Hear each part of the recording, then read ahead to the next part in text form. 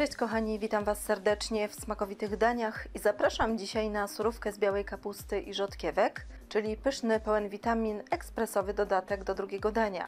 Zapraszam do oglądania filmu. Składniki. Przygotowanie surówki rozpoczynamy od poszatkowania kapusty.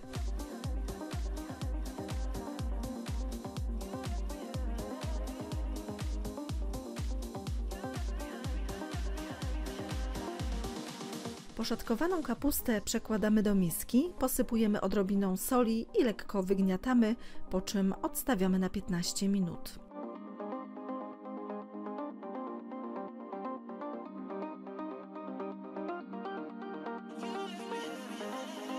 Umyte rzodkiewki ścieramy na tarce o dużych oczkach.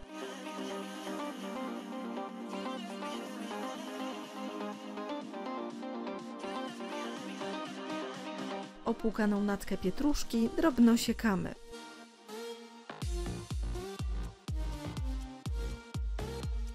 Do kapusty dodajemy starte na tarce rzodkiewki oraz posiekaną natkę pietruszki. Surówkę polewamy oliwą z oliwek, doprawiamy do smaku cukrem, odrobiną soli oraz czarnym pieprzem. Wszystko dokładnie mieszamy. Tak przygotowaną surówkę wstawiamy do lodówki na 15 minut, aby wszystkie smaki się przegryzły. Po więcej pysznych przepisów zapraszam na mój kanał Smakowite Dania oraz na stronę smakowitedania.com.